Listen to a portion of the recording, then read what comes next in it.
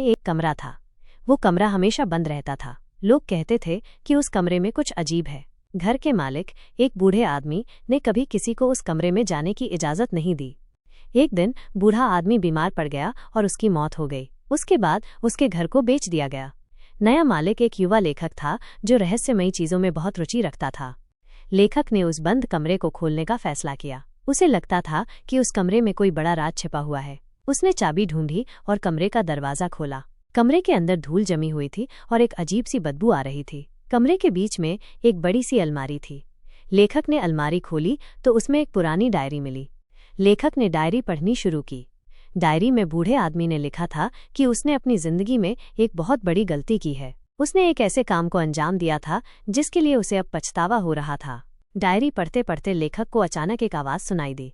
वो घबराकर पीछे मुड़ा, लेकिन उसे कुछ दिखाई नहीं दिया। तभी कमरे का दरवाजा अचानक बंद हो गया।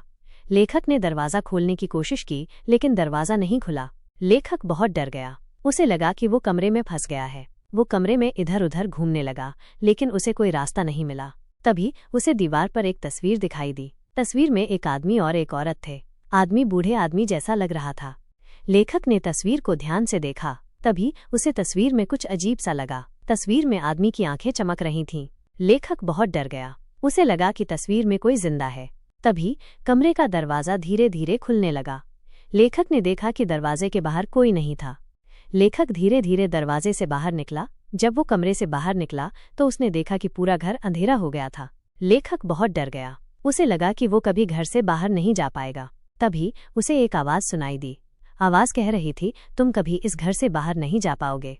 लेखक बहुत डर गया और वो चिल्लाने लगा। उसने अपनी आखिरी सांसें थमने से पहले ही एक तेज रोशनी देखी। रोशनी की चमक इतनी तेज थी कि उसने अपनी आंखें बंद कर लीं। जब उसने फिर से आंखें खोलीं तो वो एक खूबसूरत बगीचे में था। बगीचा इतना खूबसूरत था कि मानो स्वर्ग हो। तभी उसे एक आवाज सुनाई दी।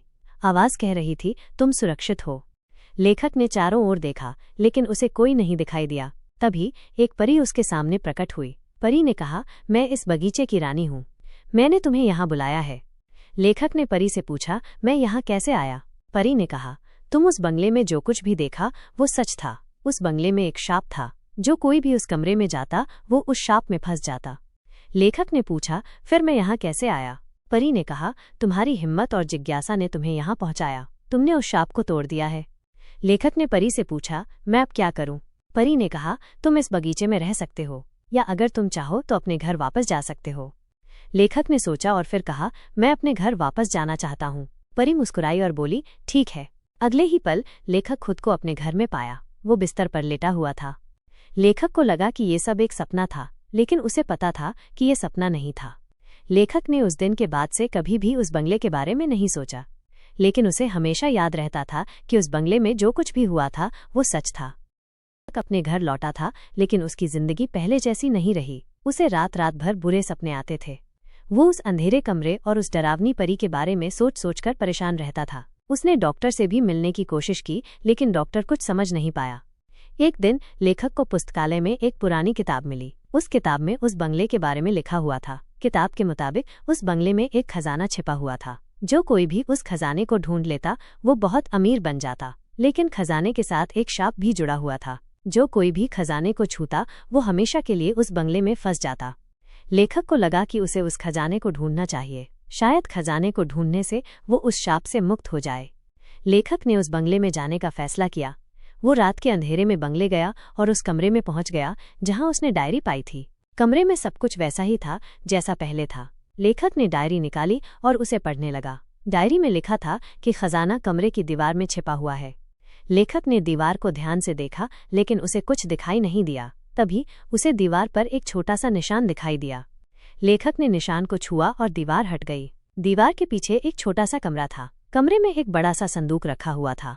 लेखक ने संदूक खोला तो उसमें सोने के सिक्के और हीरे जवाहरात भरे हुए थे। लेखक बहुत खुश हुआ। तभी उसे एक आवाज सुनाई दी। आवाज कह रही थी, तुमने खजाना तो ढूंढ लिया, लेकिन अब तुम कभी इस कमरे से बाहर नहीं जा पाओगे। लेखक बहुत डर गया। उसने पीछे मुड़ा, लेकिन उसे कोई नहीं दिखाई दिया। तभी कमरे का दरवाजा बंद हो गया और कमरा अंधेरा हो गया। लेखक बहुत रोया। उसे लगा कि वो हमेशा के लिए इस कमरे में फंस गया है। अकेला और बेबस लेखक को लगा कि अब उसका अंत निकट है। वो सोने के सिक्कों और हीरों को देखकर भी कोई खुशी महसूस नहीं कर पा रहा था। उसे बस एक ही बात का अफसोस था कि उसने लालच में आकर ये सब क्यों किया। तभी उसे कुछ सुनाई दिया। ये एक धीमी सी आवाज़ थी, जैसे कोई दूर से फुसफुसा रहा हो। आवाज़ कह रही थी, तुमने जो किया है वो गलत था, लालच कभी अच्छा नहीं होता। लेखक ने चारों ओर देखा, लेकिन उसे कोई नहीं दिखाई दिया। आवाज़ फिर से आई, लेकिन अभी भी तुम्हारे पास समय है, तुम इस शाप से मुक्त हो सकते हो। लेखक हैरान था। उसने पूछा, कैसे? आवाज़ ने कहा, तुम्हें उस चीज़ को छोड़ना होगा जिसके लिए तुमने ये सब किया। तुम्हें लालच छोड़ना होगा। लेखक ने सोचा और फिर कहा, मैं तैयार हूँ, मैं सब कुछ छोड़ने के लिए तैयार हूँ। तभी कमरे में एक रोशनी चमकी। रोशनी इतनी तेज थी कि लेखक ने अपनी आंखें बंद कर लीं। जब उसने फिर से आंखें खोलीं तो वो अपने बिस्तर पर लेटा हुआ था। लेखक को लगा कि ये सब एक सपना था, लेकिन उसे पता था कि ये सपना नहीं था। उसने सीखा था कि लालच कभी अच्छा नहीं होता, और उसने ये भी सीखा था कि हमेशा सही काम करना चाहिए, भले ही इसके लिए हमें कुछ त्याग क्यों न करना पड़े।